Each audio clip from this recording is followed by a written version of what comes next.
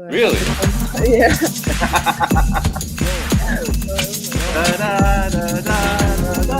that song go? Harry Potter song. Like, we're going right into it and the credits are rolling. All right, here we go. This is fun. And yes, and for those who don't know, I'm Michael William Foster, Maya Matsuoka. And in studio, we got Kanako and Taro. Formal introductions in a second. Started a minute late because Kanako saw me in costume and realized, well, I got to do it too. So you're a Gryffindor, obviously, right? Yes, I am Gryffindor. Yes. I've already taken a test. What? Yeah, we're going to be relying on you a lot tonight for the real nitty gritty stuff about Oh my god. Okay. So real quick, house cleaning items.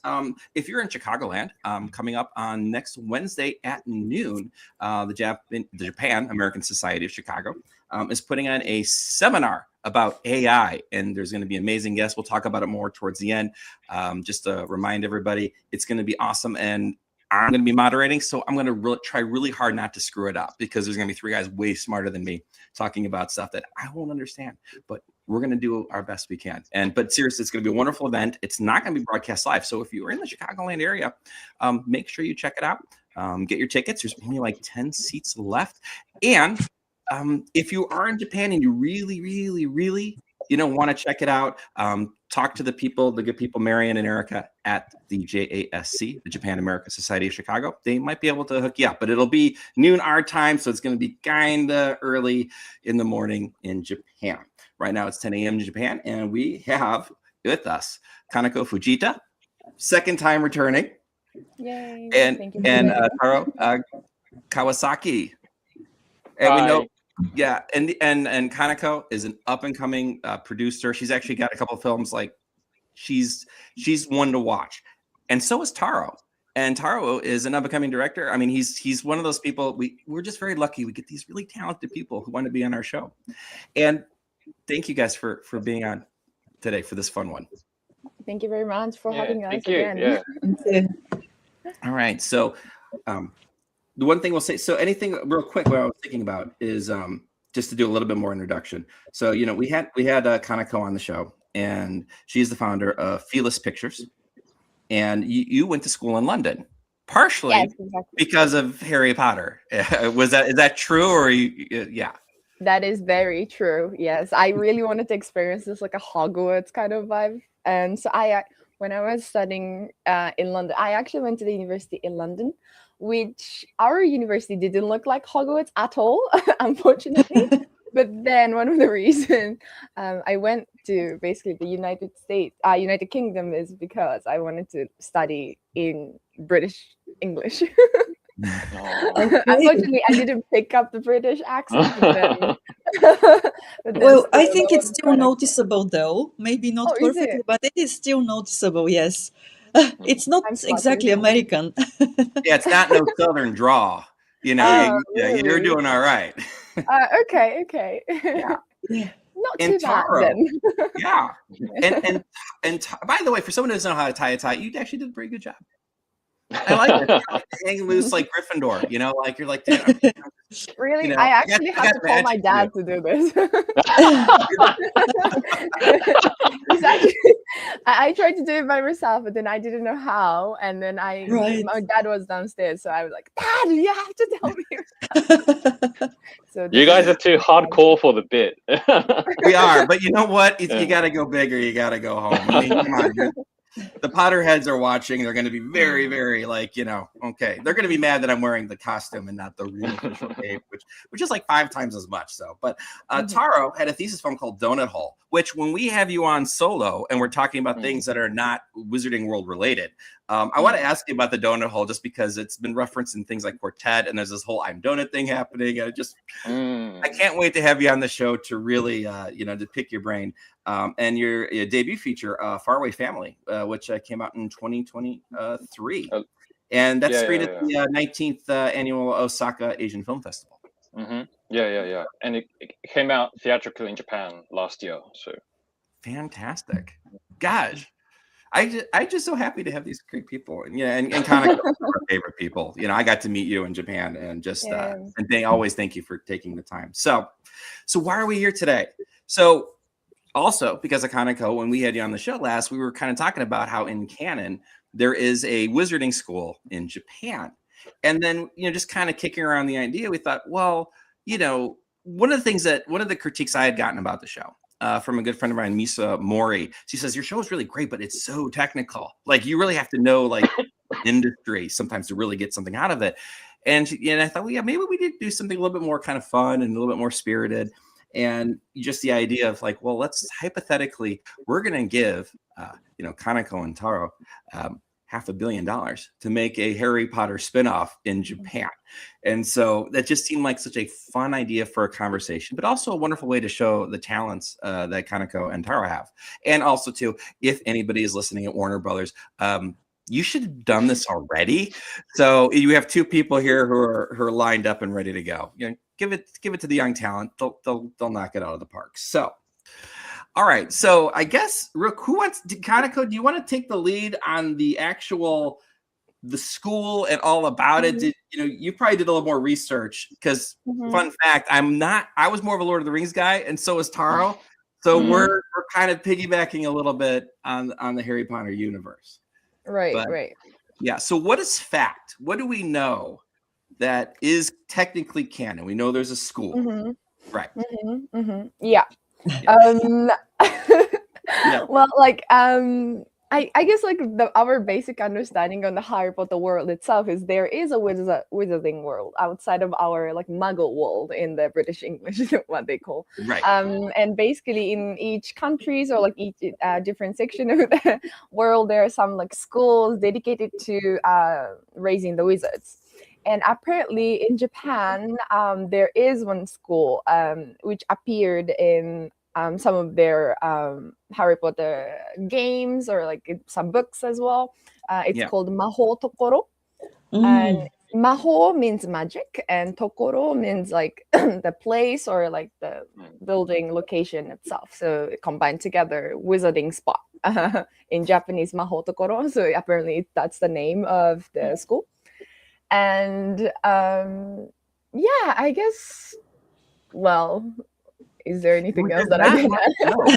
So what do we know? So we know it's on it's on Iwo Jima. So already, J.K. Rowling, I think she is the one who came up with some of this. So obviously swinging for the fences there, not pulling any punches to do Minami Iwo Jima is it's sort of at the base of the volcano. And then it's let's see. What we're just going to go through here. This our internet research. Apparently, they're really good at Quidditch. They're known. Japanese, are really good at Quidditch. I read that, and that's very Japanese. Right. It makes sense because we are so good at like baseballs and like a soccer. Yeah, it kind of feels like it's kind of referencing that a little bit. We take American sports. We make it our very seriously, like Western sports in general. It goes for 10 years. They think it's a 10-year school and not a 7-year school, at least. And I don't know if that's. It seems like it goes a little longer. Also, that kind of tracks. It might be one of the oldest schools, and there's a thing with the robes. The robes are pink when you get them, and then the smarter you get, the better you do. They turn to gold. But if you use dark magic, which isn't the correct term in Japan, they use a different term in Japan. The robe goes all white, and you are thrown out of the school right away. So there we go. Students of the school prize wands are made out of cherry wood, and here's an interesting thing. So the school takes students from the age of 7, but they don't board at the school until 11. So like the first 3-4 years, I guess they fly back and forth on eagles, like in Lord of the Rings. They're the giant storm of petrels is what they're flying on. And we kind of know that there's a headmaster. He's been around since 1990, who seems like a jolly old sort. I think that's it. The headmaster's name is Nohito Senju, and there's one depiction of him from an older game, and he looks kind of like like a happy Buddhist kind of vibe with like some 1940s kind of clothes. So apparently he's a old friend of Dumbledore. Right. Of course he is. Of course he is. Of course, you gotta rope it in. And that'll be one of the things we talk about. So all right. Yeah. So before we get started, Kanako, so you're Gryffindor. Did you take the test to be Gryffindor? Did you do it officially? I or did. Did you choose I it? did. I actually have a stick as well. Oh my God, that's the God. magic wand. Is that a real one? Oh. No, it's a Hermione stick. Oh. See, I was using my paintbrush. I have an ordinary stick yet, actually. Oh my God, this is Which like actually could actual be- one. Yeah. Yes, I I should grab my Oh, paintbrush. yes, Oh my yes. God. Yeah. I have like a whole like. Here we go. Okay. So we just had to make that settle because sometimes you can choose your school, sometimes you take a little test. I did test Right. Ravenclaw. Oh, So did my brother, You're who's the a smart huge- one. My brother Jeff, who's a huge Harry Potter fan. He just celebrated his Mm-hmm. birthday, but also his heart birthday because he had a heart transplant many, many years ago. Oh, So I he's see. hanging, 24 years with the new heart. He's hanging in there, doing strong. But Wow. he's part of the reason why I'm doing this too, because he loves Harry Potter so much. Him and my dad. So they're like, Okay. whoa, we're gonna do a Harry Potter show. Yeah. Right. What's his house? Yeah. Yeah. So, all right. So right away. So let's say, Warner Brothers gives you guys, they say, okay, we want to do this. So the first thing right off the bat is this a TV series or is this a movie series? What would be the game plan? I was thinking it could be a TV series because I maybe recently watched Stranger Things and I really like how the character actually like grows over time and then like there are some like different episodes coming in and like if you and also like realistically speaking, if you're gonna make a film very like this kind of like a fantasy film in Japan, we don't have that many fundings to make Right. this kind of fantastic films, like fantasy, sci-fi, not sci-fi, but like fiction films because it requires a lot of VFX and like, all that stuff. But would you think Warner Brothers, do you think they would throw money at this? Because there is a Harry Potter land in Japan, right? Yes. is. Yeah. So just thinking out loud, like to me, it seems like almost like feasible. Like, well, why wouldn't we, if you're going to do a spinoff, because there's like 11 wizarding schools in different parts of the world. But, it almost seems like because Japan is so into Harry Potter, which is amazing because there's like no Asian characters in Harry Potter except one. And the poor girl ends up kind of screwing the team over a little bit. Like, I don't know, really? This is what we're doing, J.K. Rowling? Oh, man. More shots fired at J.K. Rowling's choices. But anyway, but the fact of the matter is there is this still very rabid fan base. And the fact that they're also doing a new TV series. The reboot series is happening at Amazon. So you say how many, like 8 episodes, like Stranger Things? Yeah, like 8 episodes, 1 hour per episode. I don't know. I think it could go on like 4-5 seasons. I don't know. I'm just thinking based on Stranger Things. So you're like, let's say 4 or 5 seasons. 4 or 5 and then seasons. Right. Tara, like, how would you do it? Yeah, I think technically TV series would be best, but I think this is not just Harry Potter, but in general. One of the things that I'm really skeptical about TV series in general. So this is just a me thing, but when it goes on longer, the plot and the characters sort of tend to sort of derive a little bit, and they tend to sort of lose focus. And I think I'm coming at this as someone, I think you said before, but I'm not the biggest Harry Potter fan, so I'm repping the Muggles here today. But I think one of the biggest sort of selling points of Harry Potter is the world. It's a sort of magical world that's sort of based on realistic things, but it's got sort of like a fantastical element to it, right? I think the world is the selling point, and if you want to sell the world, I think a film might be the best way to sort of introduce the world in a way. But I think there are different things. Like Kanako said, it's difficult to get funding for sort of fantasy action projects in Japan. So I think if they would do it in Japan, it'll be I wouldn't go so far as to say like sort of epoch making, but I think it'll be sort of like a turning point, for sure. Yeah. Right. And I also can I just sorry, just one more. Yeah. I think Harry Potter would be best done in anime, actually.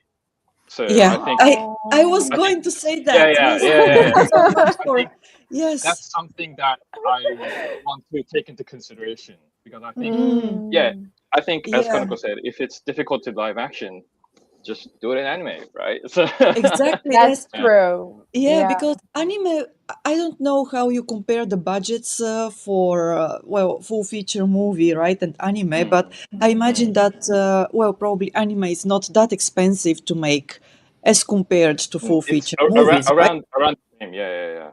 Around the same? Okay. But also, I think that anime in Japan has such a strong base and fans, right? Fan base, that it will probably gain or have more views than the full Live feature. action. Yeah, The that's live action movie, yes. And also, I was wondering what your opinion is about this. We know that the TV stations nowadays, they do not get as many views as they did before, right? So gradually, especially the younger generations are moving to other mediums, like, of course, YouTube and online and this and that. Do you think that, and this is to you, Kanako, and then to you, Taro, but what is your view on this? If it is a TV series, do you think that it can garner as many views as or as many views as possible? And then if it is an anime film, then is it better to show it on TV or is it better to show it on the big screen here in Japan? What is in, because there are several options there, right? right. What do you think, both of you, about different options? What do you think would work? I think like if it becomes like a TV series, it has to be like a streaming series, like Netflix, Amazon Prime, Disney Plus. I think like nowadays nobody watches actual like TV, Right. broadcasting. I mean, because some of my friends they even don't have a television. Mhm. So Yeah. they just YouTube, have a yeah. projector that connects to, let's say, Netflix and stuff, but Right. then not really actual like national streaming Mm. broadcasting. So I think it has to go on like this kind of like a online streaming services, VOD stuff. And if it's a film, I would say it has to go both like a theatrical, but also on the streaming as well. Mm. What do you think? Well, Yeah, yeah. I will, Taro, yes. Yeah, yeah, I think yeah, certainly TV, sort of like not streaming, but actual sort of TV dramas don't have the power they used to, I think. And I think also one of the reasons it might be difficult is sort of TV dramas, the genres are very restricted. It's I think it's really hard to do like a fantasy or even like horror, of course, because it's TV, but sort of horror and fantastical genres are very hard to do. It's usually sort of like a workplace drama or Right. romance, or in NHK they have the Tigers, which is the period dramas. So Mhm. yeah, I think, and I think also yeah, I think streaming is where everybody's attention is right now, and I think Right. um that's where most of the budget is going as well. I think I feel like we're talking about money too much, but No, honestly, in this No, business, it's that's what it is. And I would imagine, because it's a wizarding world, you're going to have a budget for this because it's a known property. It's not like you're doing something that isn't known. If you go the anime route, you just have to make sure the animation is, I think, has to be really good. Because they tried that with Lord of the Rings. Remember, they did the Lord of the Rings anime, and nobody liked it. And it wasn't bad. It's just, I think, liked it, because but there's that level of, I thought it was good. Like, it's all right, you know. yeah. But there's that level of expectation, you know, where it's like they're expecting something. Because even like if you look at the Harry Potter spinoffs, the Fantastical Beast or whatever, you know, as everyone's like, you know, because it just didn't have the same sort of like momentum or vibe. And honestly, I did try to rewatch them. They're just slow. It's not that they were adults. It was just that I think, when you look at early aughts filmmaking, these kids are doing magical things and things are flying. It's like, oh my gosh, this is so neat, right? By the time it's like 2016, like, I think there was a line in the Jurassic World where like no one cares about a dinosaur anymore. And I think they were talking about special effects, where if these magical things are happening, like nobody cares. Like we've seen this 100 times. So, and I think, but to Taro's point, going right back to if you do a film versus a TV series, the only thing I'd say would be good, and I think really in the end it just depends on budget, is that if you do a film series, if I only had one complaint about the Harry Potter films, the original films, was because there's 800 people in it and they're doing so much that the story is being told kind of like a stage play, kind of like by the numbers. I think the third one, where Alfonso Cuarón does the direction, there's where you're really using the camera to tell the story. And I'm kind of a film purist. I love it when the camera is telling the story. And there's many ways to tell a story. You can use, it's obviously dialogue, set design, so on and so forth. But the Harry Potter films kind of do that wide palette. They're showing you everything on the screen, and the Marvel movies in many ways do that too.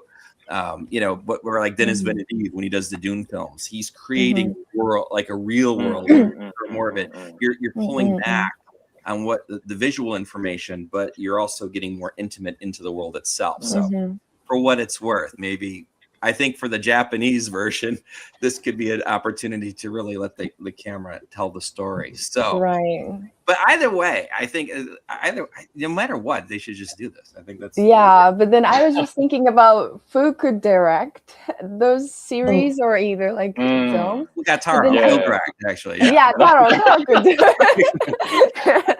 Well, that's the thing too. If you have a TV series, you got to rotate directors. Unless you're like you try to do the David Lynch thing where he did 18 episodes himself, but that's also a very different type of television series too. You can sit around, smoke cigarettes, and just let the camera run for 10 minutes. Like it may work. Depends on your take. So let's say we get the green light. So right off the bat, like we were talking a little bit in the pregame, when do you set this? Like, is it historical? Do you set it like at the same time as the Harry Potter series, or do you set it in present day? Like, if you had a choice, when would you set it? Oh my god, that's such a hard question. But I think we should do a mixture, like maybe like going like flashbacks or maybe like time leap kind of thing, where like they experience both worlds, like present time and also back in time where like Hogwarts were happening. But then but like school is quite near, right? Like 1990. Like you cannot go that far. If it's the 1990s, the films take place, right? But it's been there for a long time, right? Like So I think as Kanako said, I think there's like lots of opportunities. Like I think if we're gonna do a project based in Japan, you're gonna have to explain the history of it, right? So I think that in itself is sort of has potential, because I think you could do like a period piece, like a samurai movie or something like that, or you can do sort of like a more modern, like an anime or manga aesthetic, sort of like modern fantasy action adventure or something. So I think you can literally take it any way you want. I think that's sort of what's interesting about this, is that there's so much potential. You can sort of really go anywhere where you want to take it, I think. And what's kind of neat is, because you can't tell Japanese history from it. Well, and also too, when you think about it, like part of why my dad always talked about how much he loved Harry Potter was partially because he felt it was a parable of European history. When you think about Slytherin and everything like that, the sort of like, and ironically, we think about today, the sort of totalitarianism or the sort of mindset of Muggles or lesser people, that sort of divisiveness, where, and I remember in the aughts, be like, well, Slytherin seems like such a bad school. Why would you kick them out? But now we're realizing, I can see how this grows. I mean, in many ways, this and the Hunger Games were kind of parallel to like how these sort of like authoritarianism, totalitarianism, the populism can arise within a system. But Harry Potter is in the beginning phases and growing as the series goes on. And Hunger Games, it's already happened. But so in some ways you can kind of tell that story, because there's 4 houses, of course, too, in the Japanese school, but you can maybe mimic history a little bit. But I do love the idea of maybe having these flashbacks, right? I mean, it's on Iwo Jima So, and I think there's been enough time in history to where we could do a flashback to that era, and it would, you know, and do something that's actually very profound. But if you said it if you said it, let's say maybe the same time as what's happening at Hogwarts, I think the trick is to, you know, you don't want to, you know, like I remember when they did that Bourne movie, I don't know if you guys got the Jason Bourne movies. They did one with Jeremy Renner.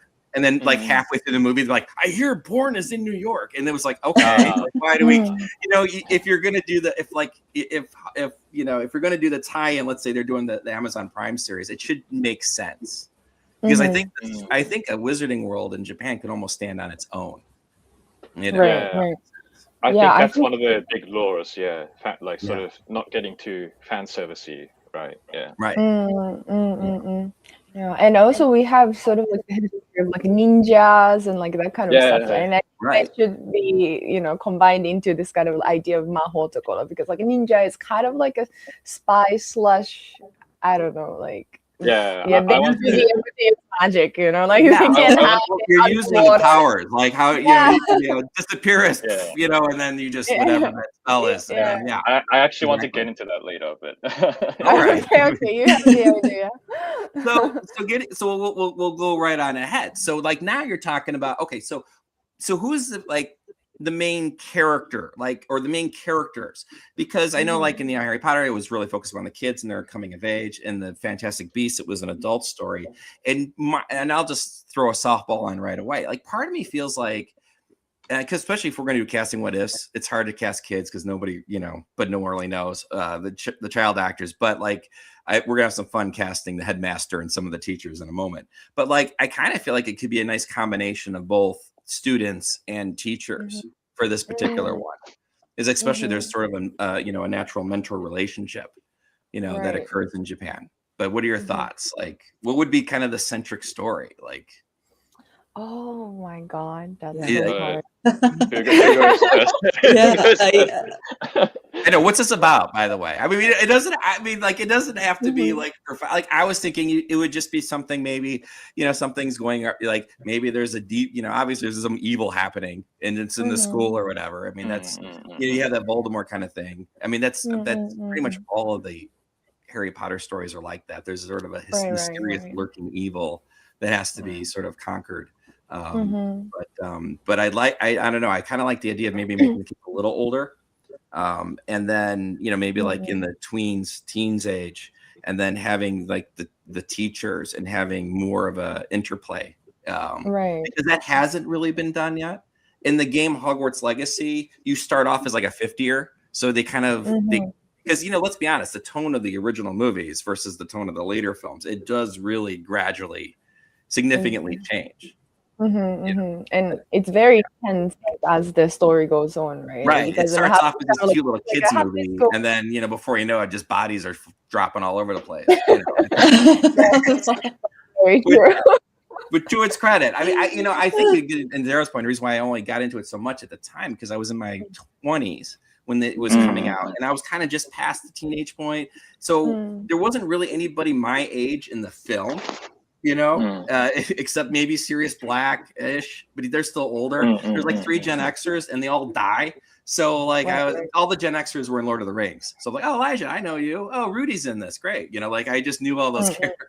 I knew all those characters. So there you go. But so maybe let's just go right ahead though to casting what ifs. We're gonna borrow it from the Rewatchables podcast I really like. Who's yeah, like casting wise, who we put in this? What kind of roles would be fun? Oh my God. But I kind of want to say, I want to see, Enomoto Tatsuki.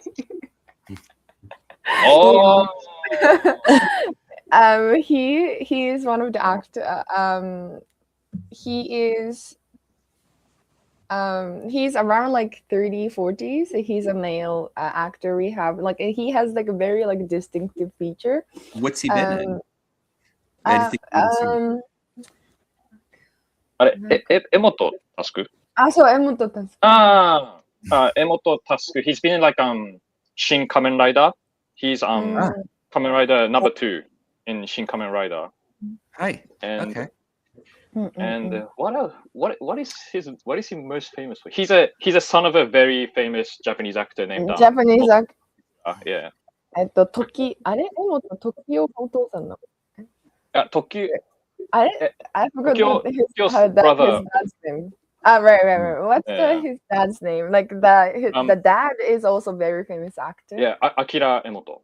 Akira Emoto. Oh. Right. Emoto Akira-san. And what was he in? Just for our audience, like what were these guys? He's in, What can we see him in? he's in everything. Akira Emoto is in. You would have seen him without knowing him. It's hard. He's like that guy.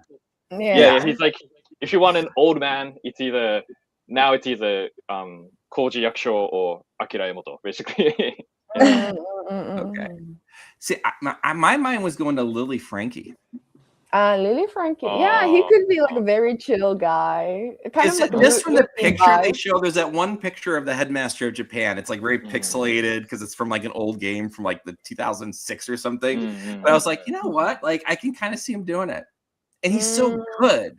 There was, and for those who don't know what Lily Frankie is, in the States, you can see him in a lot of things. Shoplifters. He's in a film right now called Cottontail on Amazon Prime, which is interesting because Cottontail was supposed to star Ken Watanabe. And he couldn't do it. Yeah. COVID kind of got in the way, and they put Lily Frankie in it, and he's so great in the film. But I kind of see him because he kind of can do whimsy, but he also can be a little dicey. Like he can kind of do that dicey whimsy. I don't know. That's true. Yeah. I think like he has a perfect character, like kind of a little bit playful, a little bit dicey, kind of. Person. And he's not too old.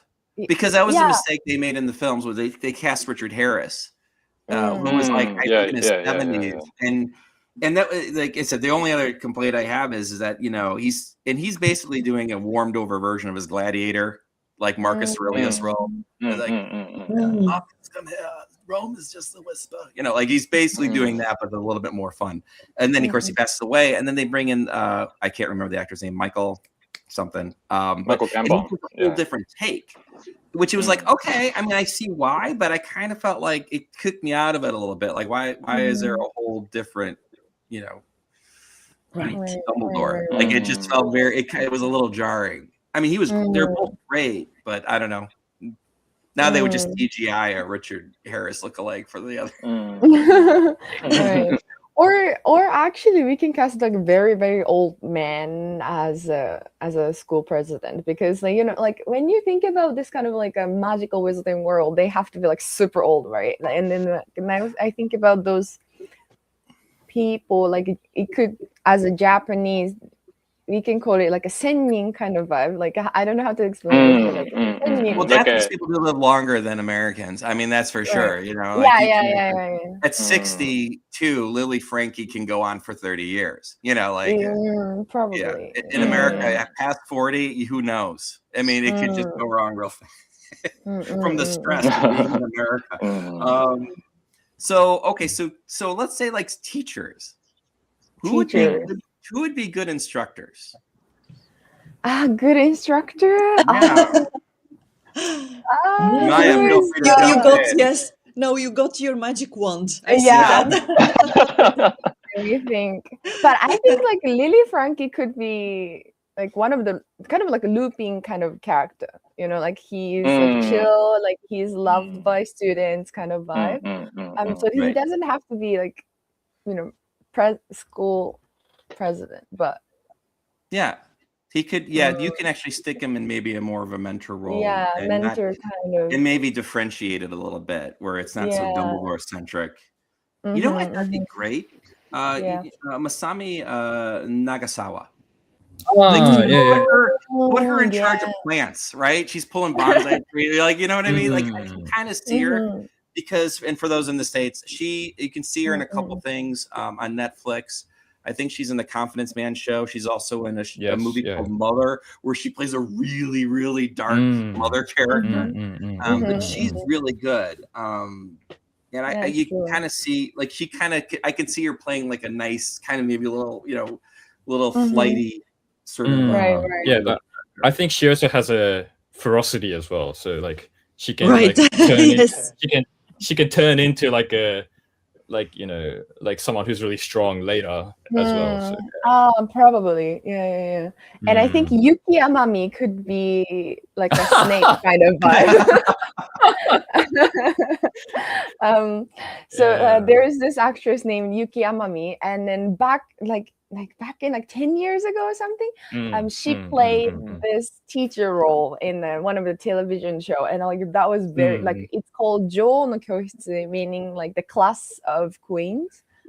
And like she played such a very like bold, strong character who's like almost kind of like Margaret Thatcher vibe, where like she has this kind of like no nonsense.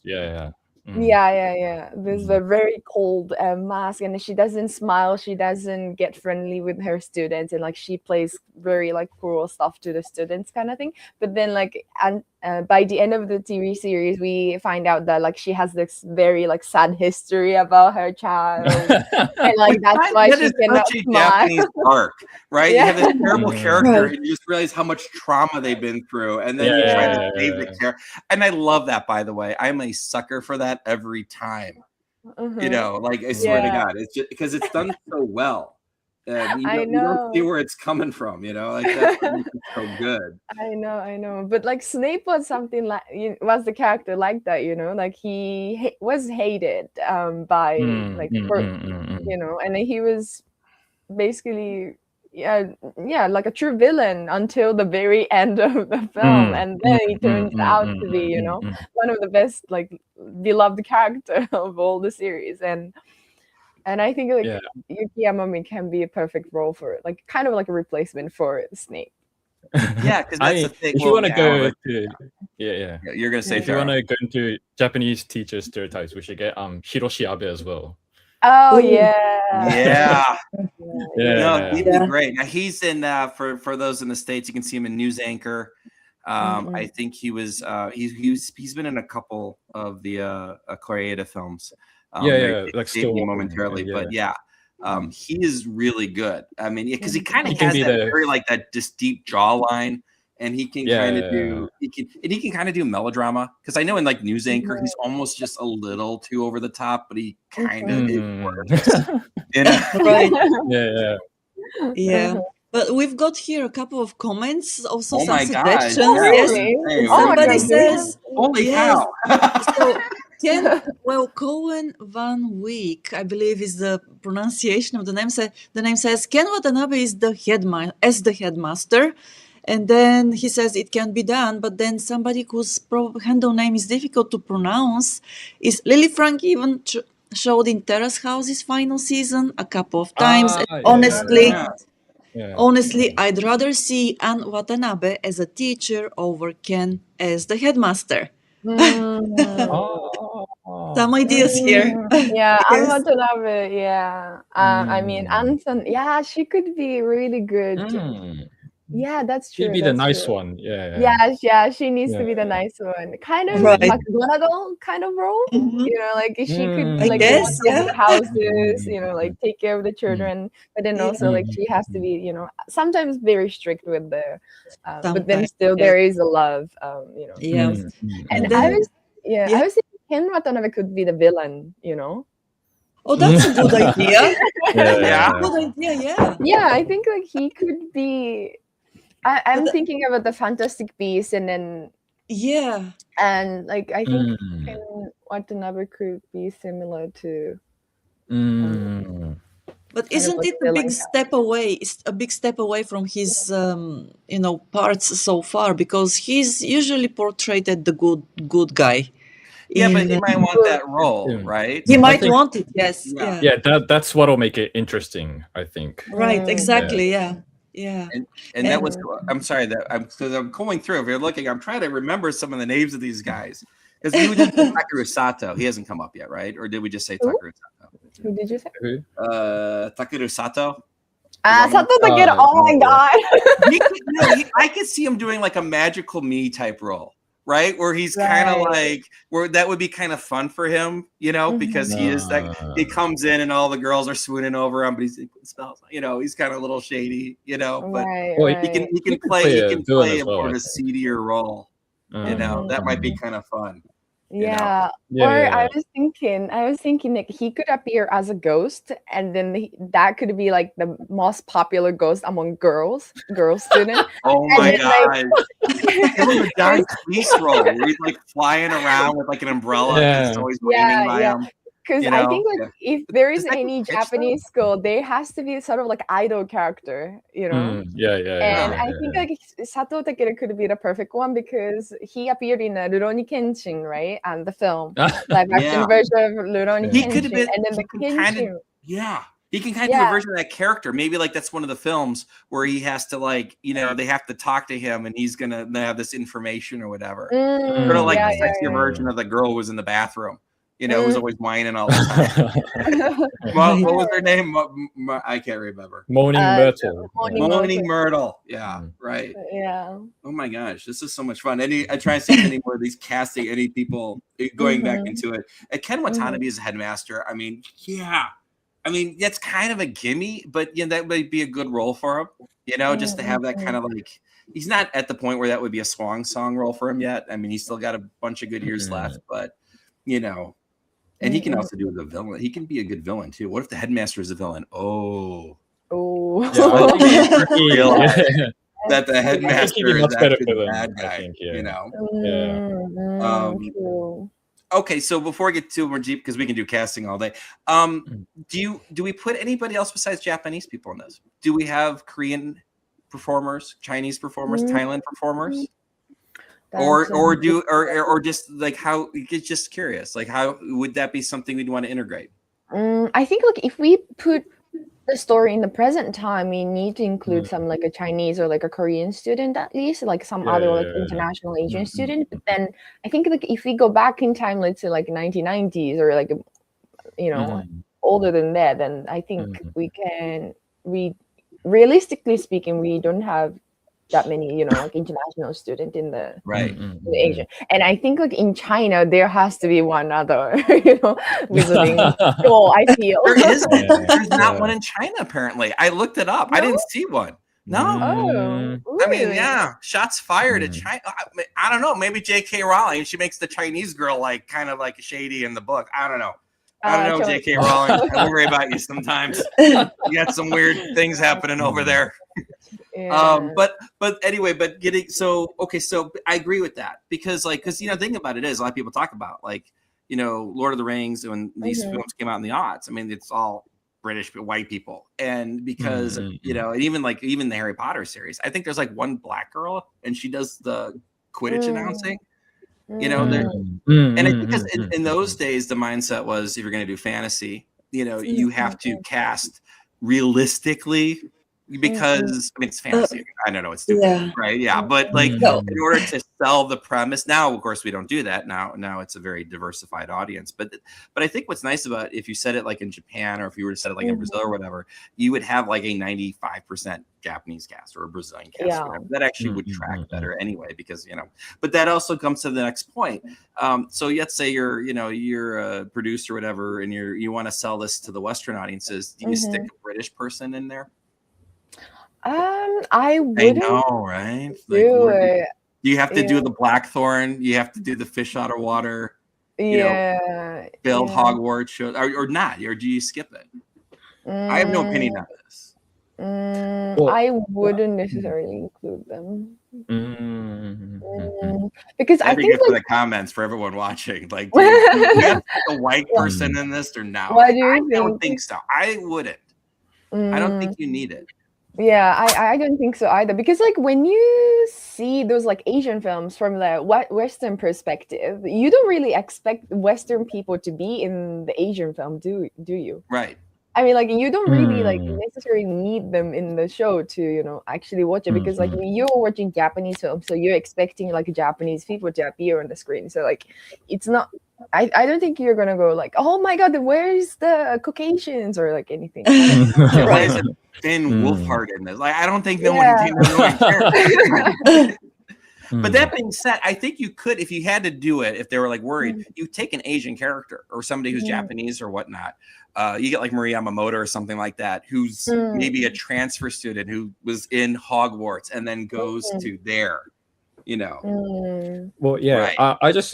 I just want to say, I think from a not from like a sort of producing, but from a purely story perspective, what are the things I thought about this Mahoutokoro is there used to be a place in Japan called Dejima, and what this place was when Japan was locked off from all the other worlds around like the like Edo the period. 17th or 16th century. Dejima was the only place where foreign countries could come in and they could trade and they could exchange information and stuff. And I think when you think about sort of the like what would be the origins of a Hogwarts or like a wizarding place in Japan, I would think it'd be imported, right? So Right. I think Mahou no Tokoro would basically be it'll be like a sort of like a harbor in a way. Like it would work as sort of a harbor as well as a island with a school. Minami Iwo Jima is a really small island, and it's basically been you can't go there right now because it's been locked off basically. So I think it'll be like a harbor or trading place for wizards, right? So I think I think it wouldn't be super weird if there were like Caucasians or other people in this place from a purely story perspective. I don't think it'll be too far a stretch, but I understand the aspect of like diversity but I think from a purely story perspective, I think it wouldn't be too weird, but I guess it would sort of depend on the setting and how you sort of create minor characters. Like, Brendan Fraser loves Japan now after Rental Family. Maybe we'll just, he can play like some goofy wizard who just shows up, who's like a buddy of somebody. You know what I mean? Like you can throw a bone that way, and somebody who's obviously loves the culture or whatever, and sure, why not? Like, let's have some fun with it. But the marketing opportunity here would be to leverage idols as the students with right. And that's really great. I mean, that's just it. You can have so much fun with this, actually. Definitely. And I do like the idea of the white robe. Like that's like movie or season 2 is like one of the main characters like gets their robe turns white, but obviously they didn't use dark magic, and we got to figure out why that's the case. Getting into like the setting, we talked a little bit about like for the school itself. Would it have any European elements to it, sort of like how Osaka, the city of Osaka does sometimes, or is it purely Japanese? And then getting into the creatures, because with so many yokai running around, it just seems like obvious you would have yokai characters, like just kind of weirdos or whatever, just running around causing mayhem. And you would use traditional yokai characters as sort of foils or things that are lurking on the island. Right. Yeah, I mean, like school setting wise, I'm just thinking like, because I think it really depends on which period we set the story in. I get it. Because, like, so let's make a decision. Let's say we set it like during the Hogwarts, or it's modern day. I know there's no future comment, but let's just say modern day. But there's no cell phones, so it's kind of like John Wick world, where it's the modern day, but we're still using older technology for some reason. But you have segments where you're going back into like the 40s and the 60s, and maybe even like the 16th century for some callbacks or whatnot, that there might be a parallel, whether it's a full parallel story or maybe like a kind of a side plot of something that's in the past. So you do have that sort of historical factor bleeding in. I mean, and think about it, because a lot of times Harry Potter, they have like all these in the movies. They found this map, they found the scroll. Well, if you're doing let's say the TV series, then you can actually dive in and do the episode of how that object was made or whatever, and then you throw in like 5 or 6 because that's the thing about the Harry Potter films, is to become a who's who of British talent, and this becomes a who's who of Japanese talent, and also by extension, Asian talent. So so you can have more fun that way, if you do it as a series. So let's just say, for example, let's say we're doing it like, okay, so it's modern day, but there's more callback, like background.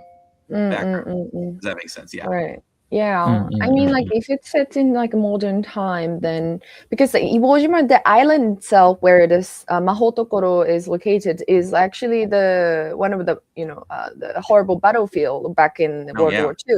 So I think like if the school was built before or after, either way, they has to have like a establishing.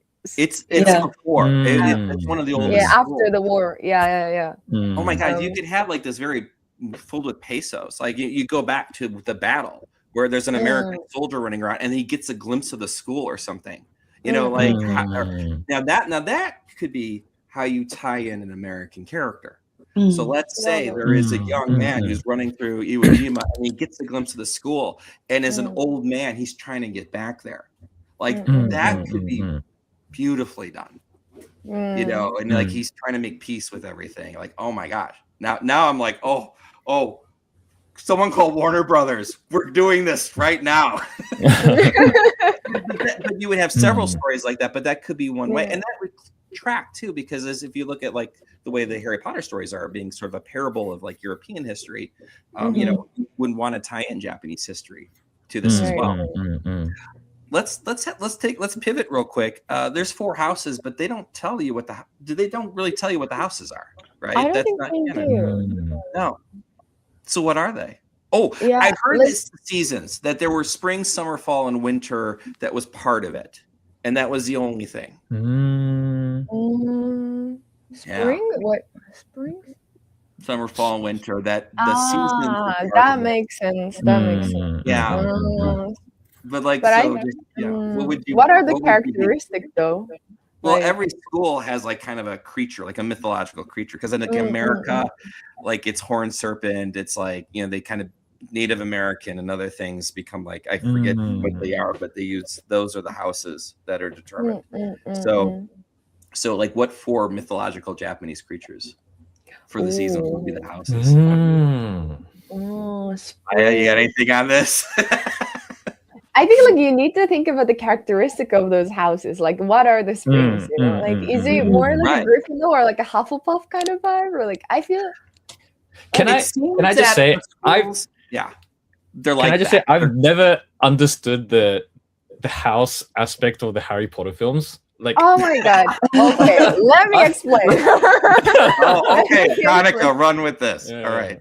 Okay, so first of all, Gryffindor. It's kind of like main character vibe. They're brave, but also smart. So like they're in sort of like they have the good balance of like everything. But then they can be kind of too bold, and sometimes they just like go into like problems without really thinking about it. They're very mostly like instinct based. And then Ravenclaw, they're the smart one, like intelligent ones. They can be sometimes a little bit cold, but then they're just basically everything is in their heads, like everything is quite smart. And Hufflepuff, they're like golden retriever kind of. They're so nice, great. They're not the smartest people in the classroom, but then they're sort of affable, right? Yeah. Yeah, They're like the blue collar wizards. You know, they're hardworking.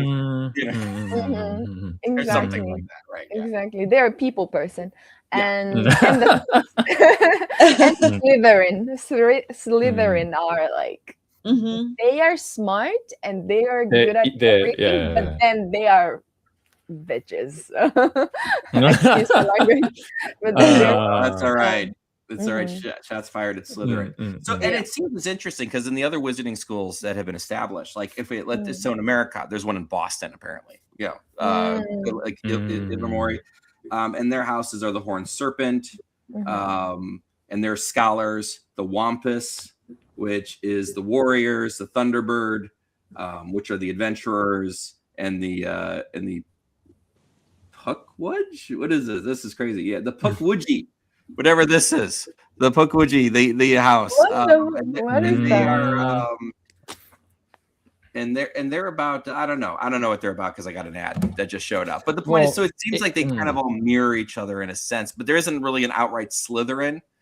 It doesn't seem like in America. Well, yeah, I guess that had to come from Japanese myth, I guess. So it'd be like I guess the Gryffindor equivalent could be like a Ho-Oh, which is like a sort of like a phoenix in Japan, or like the Slytherin could be like the like a Yamato no Orochi, which is like a multi-headed serpent, or I guess you'd have to take it from Japanese myth, I guess. Yeah, I think like Yamato no Orochi could be like winter, kind of Slytherin vibe, like very cold. And that's a mythical And creature that strong. inspires, according to one of our guests here, Cohen Ben. Yeah, says Yeah. sorry, I don't have your name. It was inspired by the Japanese version of Slytherin. Definitely, I agree. I see.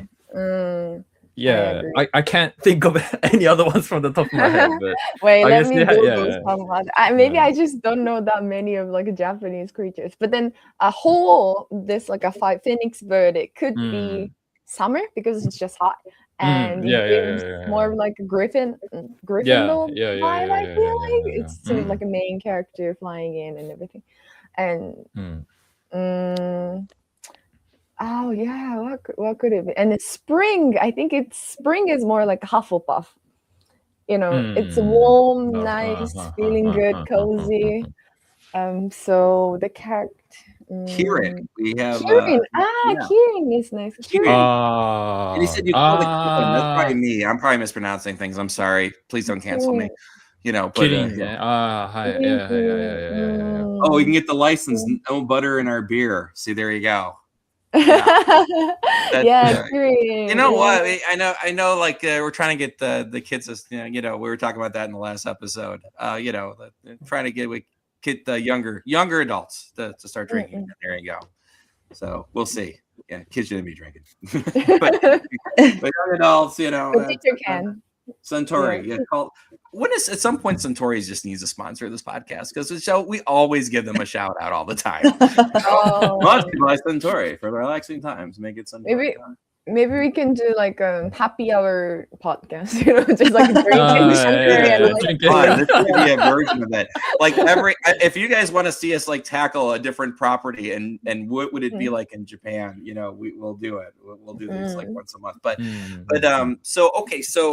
So we have obviously Oni, like there's so many mythological creatures, but I think there's like certain standard ones that would obviously get interwoven into the story. And so we have so we kind of have our mythology, we have our plot, we have like some of our casting of characters. In the end, like what would you think would be like the most important things that should be in this story?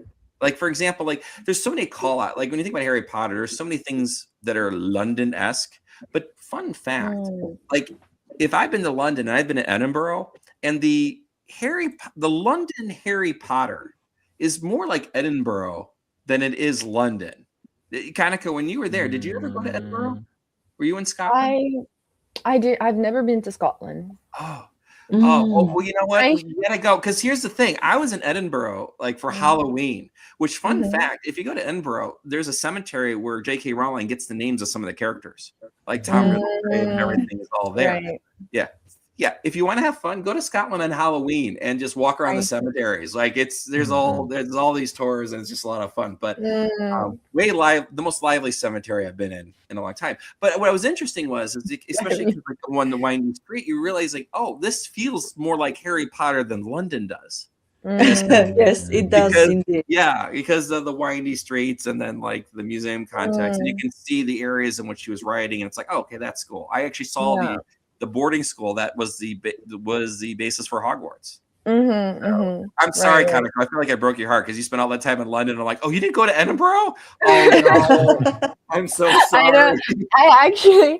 I actually wanted to go to Edinburgh, but then I think I just like never had a chance, or like never had any like a good like Harry Potter heads friends who would like come to Edinburgh with me, or like just like anywhere in Scotland in general. I've been trying to actually, but then I didn't just like make it. But I should have. But then like the Hogwarts train is also in the Scotland, right? Yeah. And all those like scenery and everything. I didn't just, like, see everything that. is in Scotland. Yeah. I drove through, and you go to the countryside of Scotland's beautiful. I ended up going to the Skyfall place where Daniel Craig and Judi Dench stand. I found that spot, but that's all our movie. We'll talk about that if we do a spy series in Japan, but for next time. But that being said, so getting back to the idea, like so obviously London is sort of is also a character almost, in the series. So in Japan, and geography aside, is it Tokyo? Is it Kyoto? What's the main city? Or is it like Tokyo, but it's more like a Tokyo, where like, where the London of the Harry Potter world's more like a Edinburgh, like, it's more old town. I think when I was sort of thinking about the setting, what I thought would be interesting is that I don't know if anyone knows the anime series Gintama, but the setting of Gintama is in the Edo period. Aliens basically came to Japan, and so what happens is the aesthetics remained Edo period, but all the technology is modern. So I think that's something that could potentially be interesting. Is that sort of the aesthetics would be very much sort of old Japan, so Edo period, or maybe even older, like sort of when into the feudal times of Japan, but all the sort of the basic infrastructure of it would be very modern or sort of magic based in a way. I think that would be, because I think sort of Japanese media tend to, when they do fantasy, they tend to sort of struggle a little bit, because it's basically they take basically Western fantasy stereotypes and they like sort of aggressively just try to fit everything in, or they go to their period piece route. So I think this is a really like sort of interesting opportunity to sort of play with fantasy settings in a way. I think that might be something that potentially be interesting. Well, something that I thought sort of like it's a Edo period, so like a Edo Tokyo, but sort of the infrastructure of it is much more modern and magic based. I think would be something that's interesting. I think that sounds like a great idea. But Edo, Tokyo, I think that there are a couple of places in Tokyo where they have recreated the atmosphere and this and that, but yeah. Well, in Harry Potter, like, you have Diagon Alley. Like, there's areas that are sort of in London, but they're magic. Yeah, I kind of like. It kind of look more like Cotswolds or like some other small city. Yeah, I think like we can.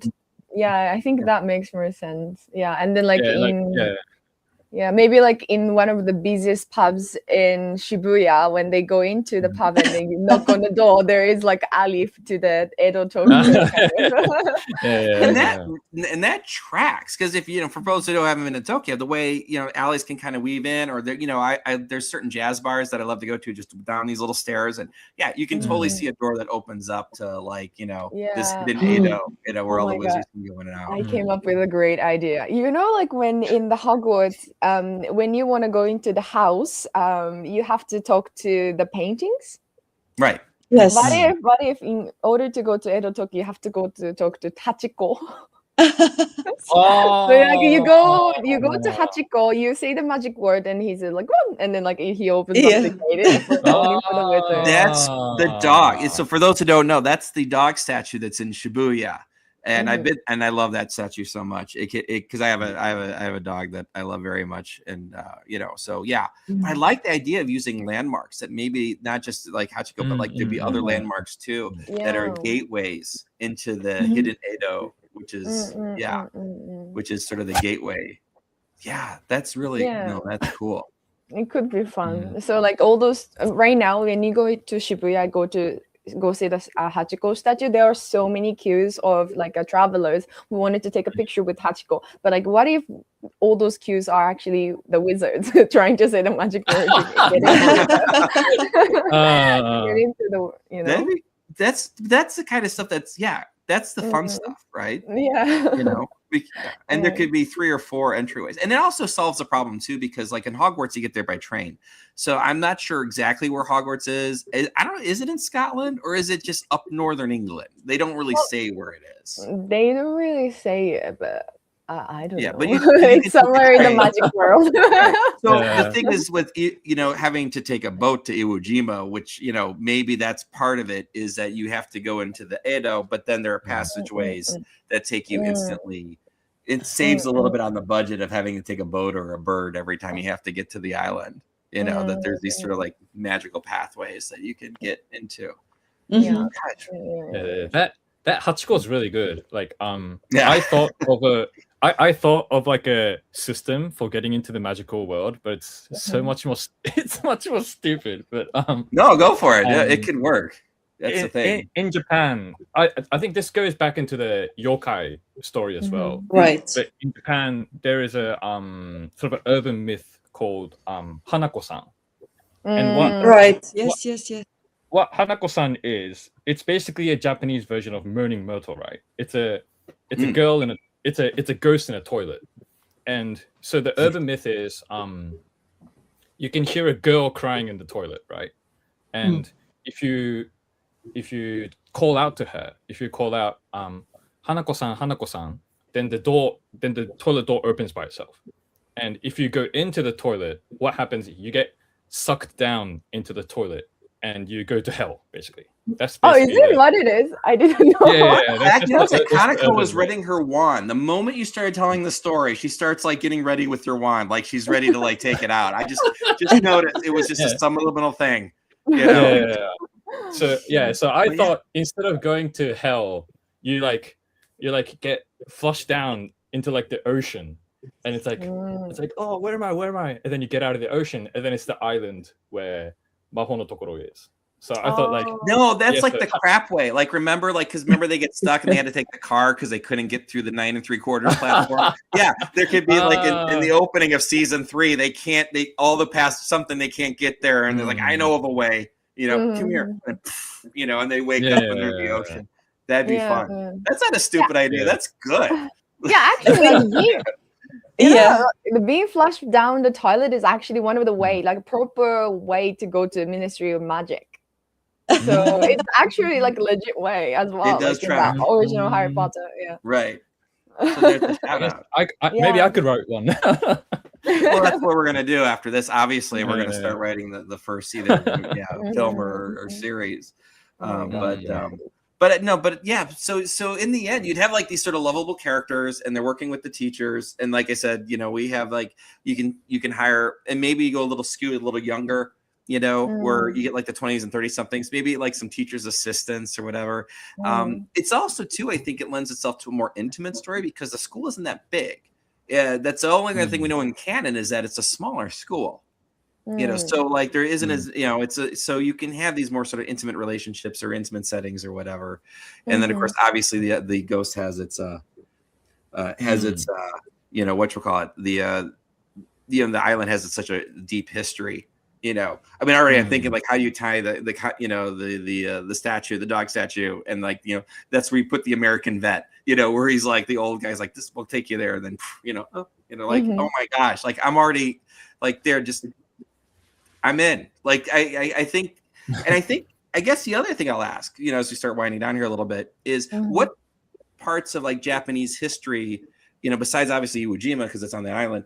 But like other things, like because obviously like the Slytherin are sort of like that's rooted into European sort of like prejudice, like, and it's interwoven into like sort of the villains and why they behave this way. Like it's not fun to talk about, but like in America we can talk about like our history, but but like in Japan, like what parts of Japanese history can influence the story for good and bad, the things that Japan wrestles with. Like I don't know, I'll defer to you.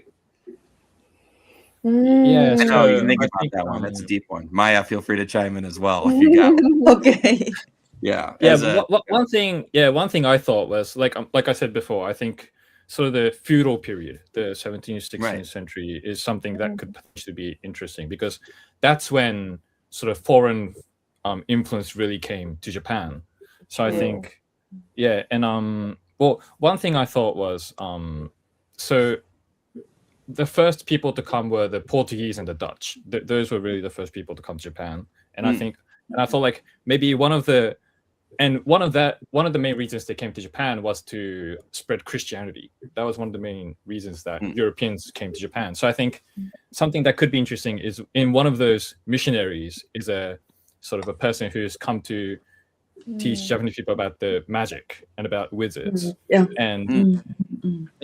Actually one of the this is where I did all my research. One of the sort of the feudal lords that really sort of took European influences was a feudal lord called Nobunaga Oda. He's very controversial, but he's probably one of the biggest feudal lords.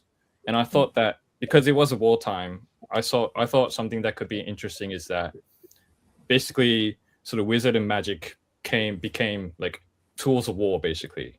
And so I saw, and that could potentially turn into like ninjas, for example, sort of these sort of spies and people who would work for a feudal lord and use sort of magic to influence the war, basically. And then but Nobunaga, that would basically, he would lose in the end.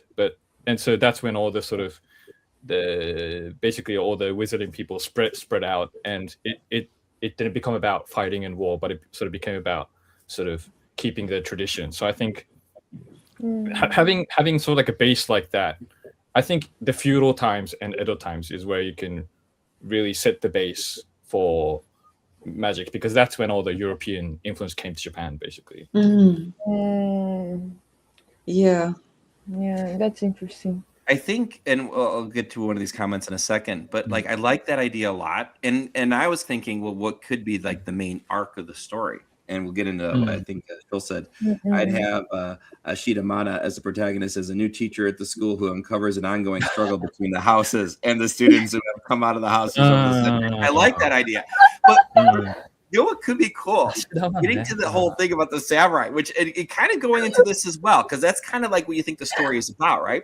So what if like some of these missionaries, there's a sacred object. Now we're getting to like Lord of the Rings, like a One Ring, where there's like this object that would be all powerful, and it's shipwrecked, and it's on the island somewhere.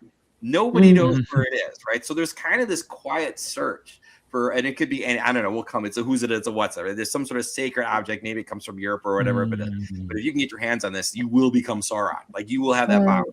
Right. And then what happens is you can have a couple of the characters, like the teacher characters you think are kind of shady or whatever, and slowly this is getting revealed. But see, the headmaster wants it for himself, and you think he's good, but he's not good. So that's what happens. That's the twist. They find the object, the headmaster's like, oh, I'll take that, and then oh no, right? Like that could be. So then, and that gets into why you can have the story from like where this object was and how, you know, it could corrupted people or whatever. You know, you're borrowing a little bit from Lord of the Rings, but Lord of the Rings borrowed from a Norwegian story. I think it was there was a opera called The Ring or something, which, you know, but even so, it wouldn't be a ring, obviously. We pick something else, but then you can then have that backstory that's set with during the samurai and the Edo period that kind of continues of this search for this sort of MacGuffin. You know, I think this could be like a really great like prologue, because you know all fantasy films, all good fantasy films have that great prologue that sort of explains the world. So I think like having that in sort of like a condensed form to start the story would be interesting. And I think we can also include the fact that like our royal family that we have now goes back, like if we go back to the origin of it, there is Himiko. She was apparently a witch, because like she was kind of a fortune teller and everything. So what if royal family is actually a wizard, you know? And then like maybe they hold this kind of like a dark secret that could flip Japan upside down, kind of. It'll be like Game of Thrones. Probably. Yeah. The less body count though. I had to stop watching Game of Thrones. After they killed Pedro Pascal, I'm like, I'm done. This show just abuses me. Like every time I like a character, he just gets killed, and I'm like, oh, I can't. I just can't. I know people love it. It's like, you know, it is what it is. But after a while, I was like, I just can't do this. I can't do this show anymore. And I'm like, sorry guys, I'm out. And also too didn't help that I had watched it later, so I knew that last season just tanked so bad. So it didn't give me anything to really look forward to. So it's like, well, I don't know. It just seems like kind of a, you know, a dicey Lord of the Rings with just a lot more, you know, assault. But I don't know. That's my impression. Stranger Things. All right. So final thoughts. I knew we were going to run a little over because this was just such a great topic. So thank you, Maya, for you know, cutting in her. She said so many things she's got to do as soon as this is done. But any last thoughts? Like, what would be the most important thing about this film? Like, what would it need to do? Like, anything? What would? Let's pat that. Maya, maybe we'll start with you. Like, what do you think would be the most important thing that this series would have to deliver? Oh, I would probably not answer that question directly, but I think that the most important thing is to get budget, Definitely. It's an existing property, and we just had Shogun make all that money. It should move, guys. All right. Right. Disney Plus, Yes. Disney Plus, get us money. Yeah, no kidding. Please. Yeah, anybody's watching, Yes. please. We could. I won't lie to you. I think we could actually bang out a great story. I think so. This Yeah, one it's right gonna here. be. Yes. Yeah, it's gonna be a I great think we story. could. Yeah. Or if you. What do I know? Say, oh, we got so many things. If you're interested in magical world building beyond Harry Potter, oh, I see. Oh, so there's there's so much. Gosh, there's so many things we can do. But Kanako, Taro, any last thoughts on the wizarding world in Japan? But I think there are so much potential in this canon itself. So I hope either in anime or live action, I hope somebody's gonna make it because I'm gonna watch it definitely.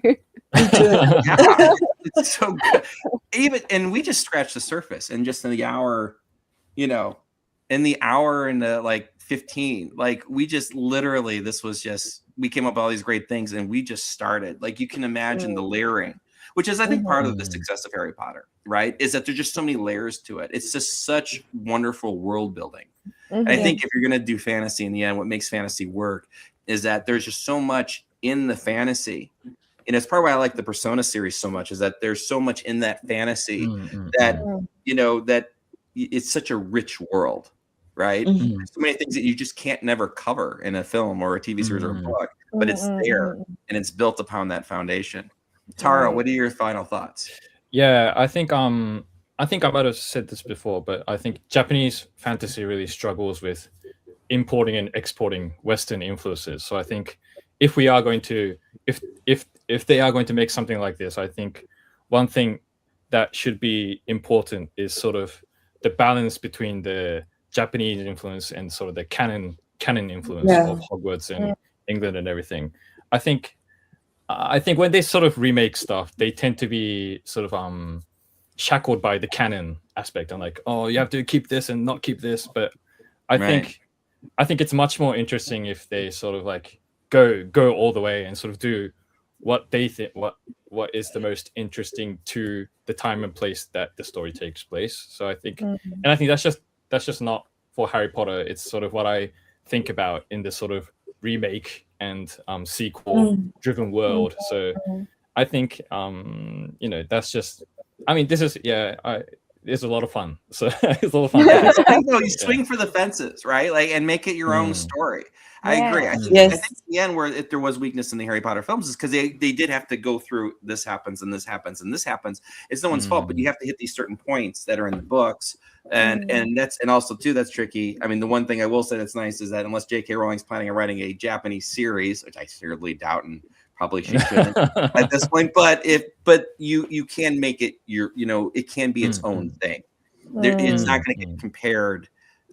Even then, because it's set in Japan and not Britain, there's enough of a, there's enough of a distance to where I think there won't be as much direct comparison, so it's not going to suffer from that. Right. Yeah.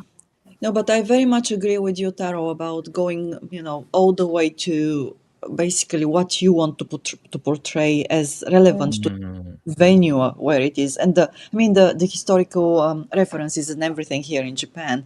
So don't try to compromise there.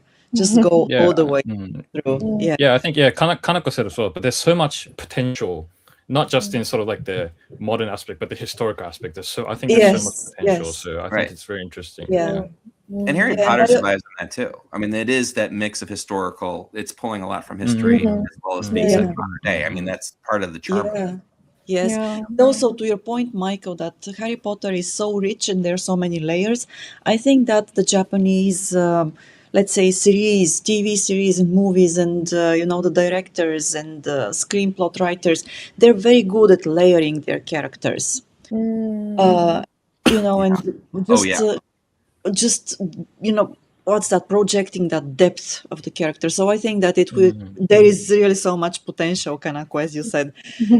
if something like that happens, I think that it shouldn't be just a one season series if they make it a series, right?